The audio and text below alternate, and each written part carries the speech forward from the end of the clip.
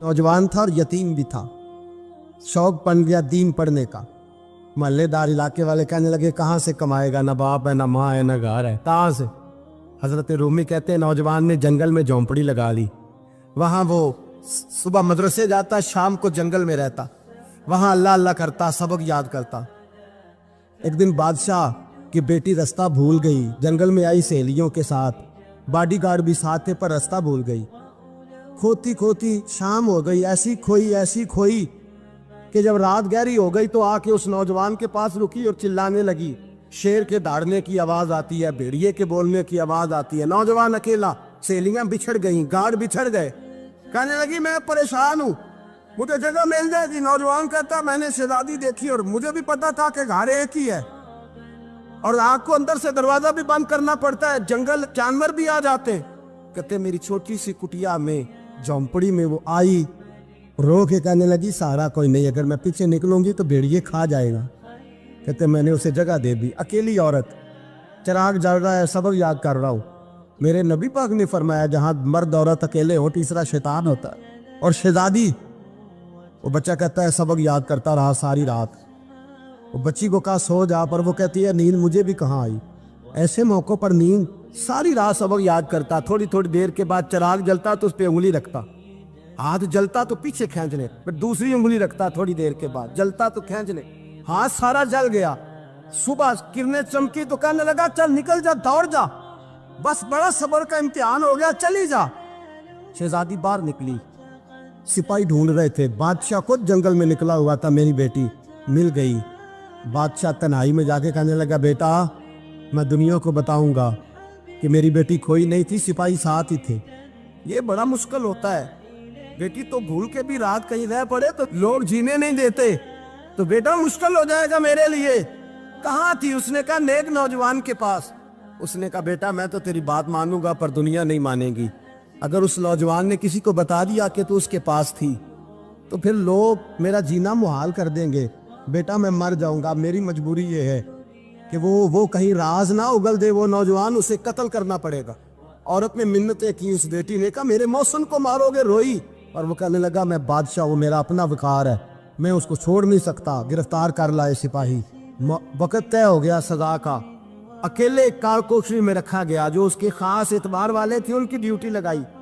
बादशाह ने बुलाया, पहले बिलम आया।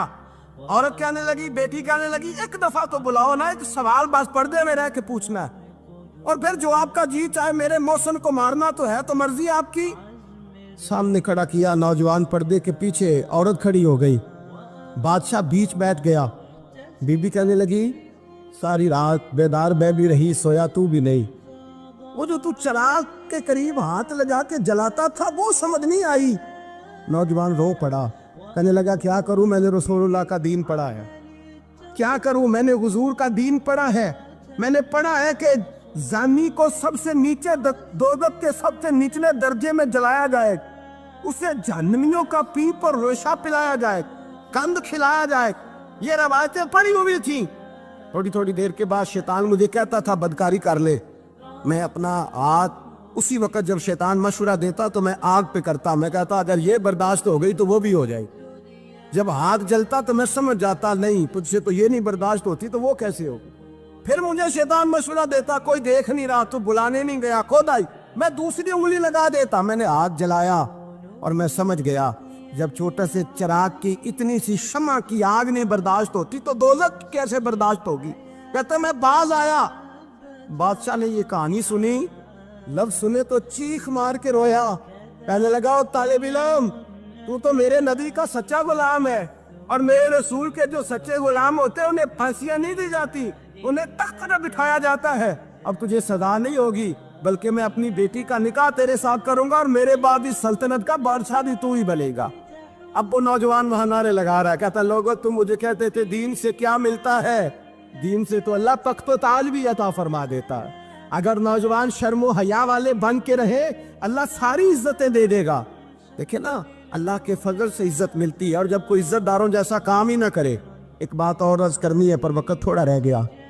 जवानों मैं ना जब कभी परेशान होता हूँ ना तो मैं ये वाली बात खोल के पढ़ता हूँ। वाला ये बात ढारस बनाती है, ढारस توانائی دیتی ہے, پورا مضمون باندھا ہے. اعلیٰ حضرت کہتے ہیں بہروپیہ تھا, مداری, روح بدل بدل کے دکھایا کرتا تھا, بادشاہوں سے انعام لیتا تھا. ایک دن اورنگزیب عالمگیر کے پاس آ گیا, کہنے لگا میں روح بدلوں گا, اگر آپ پہچان نہ سکے تو میں انعام لوں گا. آپ نے فرمایا میں کوئی ایسے ویسا بادشاہ نہیں, کہا مجھے دھوکہ دینا مشکل ہے. کہا نہیں, میں روح بدلوں گا. حضرت اورنگزیب عالمگیر بڑے نیک بادشاہ گزرے, بڑے پرہیزگار. وہ بے روپیہ کہنے لگا میں روح بدلوں گا, آپ نہیں پہچان سکیں گے. فرمایا چل جتنا تیرے اندر زور ہے لگا لے. حضرت نے اعلان کیا کہ میں نے فوجی بھرتی کر دے, 2 ماہ کے بعد ٹیسٹ ہوگا. وہ 2 مہینے دوڑتا رہا, رنگ روپ بناتا رہا, آیا ٹیسٹ دینے, 2-3 سپاہیوں کا امتحان لیا. اس کی باری آئی تو 10 روپے دیے, کہنے لگے تیرے آنے جانے کا کرایہ میں نے تجھے پہچان لیا ہے. کچھ دنوں کے بعد جانے لگے سفر پر, تو بھکاری آ گئے خیرات مانگنے. اس نے بھی سارے منہ پر سیاہی مال لی, کپڑے پھاڑ لیے, سر کے بال مڈا لیے, پگے تک کٹا لی, بدرنگ ہو کے آیا. کاسا آگے کیا تو حضرت نے 10 روپے ڈالے, کہنے لگے تیرے آنے جانے کا کرایہ میں نے پہچان لیا ہے.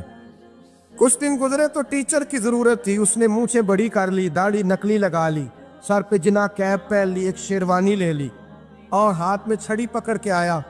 کہنے لگا میں استاد ہوں, 2-4 بندوں کا امتحان لیا, اس کی باری آئی تو 5 روپے دیے, 10 روپے دیے, کا تیرا کرایہ میں نے پہچان لیا. 2 سال گزر گئے. وہ جب بھی آتا حضرت پہچان لیتے. ایک دن سفر پہ جا رہے تھے, بہت بڑا لشکر تھا, جہاد کرنے جا رہے تھے اورنگزیب عالمگیر. تو دیکھا ایک پہاڑی ہے, پہاڑی پہ لوگ جا بھی رہے ہیں آ بھی رہے. اورنگزیب عالمگیر پوچھنے لگے یہاں کیا ہے؟ کہنے لگے بابا جی بیٹھے ہیں دعا کرتے ہیں, اللہ کے نیک بندے ہیں. اورنگزیب کہنے لگے یار پرانے لوگ سارے ہی اللہ والوں کو مانتے, یہ بھی مصیبت آئی ہے جتنی نہیں آئی ہے, سارے لوگ ہی مانتے. کہنے لگے ذرا میں دعا نہ کرا لوں, بچے کام جا رہا ہوں. اورنگزیب بادشاہ تھے, بادشاہ لوگ نازک مزاج ہوتے ہیں. گھوڑے سے اترے, بڑی مشکل سے پہاڑی پہ چڑھے, اوپر گئے تو لائن لگی ہے, بابا جی غار میں بیٹھے. کہنے لگے میں نے ملنا, میں اورنگزیب ہوں. انہوں نے کہا ہمارا بابا اس طرح کا پیر نہیں کہ امیر آئے تو رنگ اور ہو, غریب آئے تو اور ہو, یہاں اگر ملنا ہے تو لائن میں لگ جاؤ, سب ایک جیسے.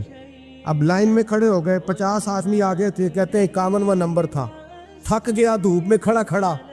جب میں پہنچا غار کے دہانے تو میں نے بابا جی کے چہرے پہ نظر ڈالی تو بڑا نورانی چہرہ, بڑی خوبصورت لب و لہجہ.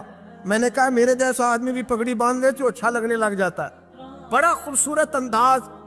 کہتے ہیں میں ان کے پاس اتحیات کی حالت میں بیٹھ گیا.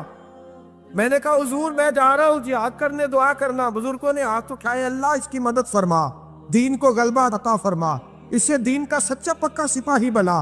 پھر تھپکی دی, 2-4 نصیحتیں نکال ڈالی.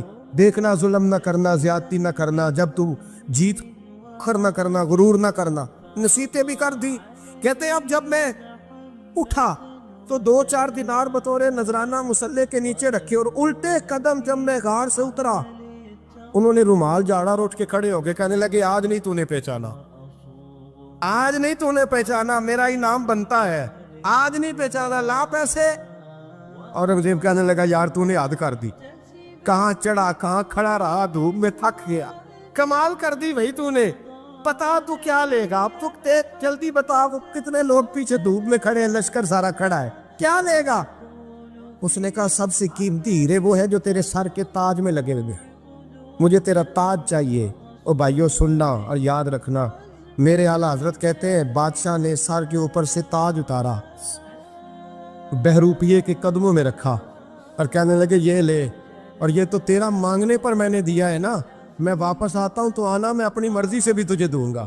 تو نے اورنگزیب جیسے بندے کو دھوکہ دیا, آنا میں اس وقت بھی دوں گا. وہ دے کر بس بات ختم ہو گئی, حد ہو گئی. دے کر کہتے ہیں جب میں پلٹا نا واپس, بہروپیے نے آواز دی بادشاہ ٹھہر جا.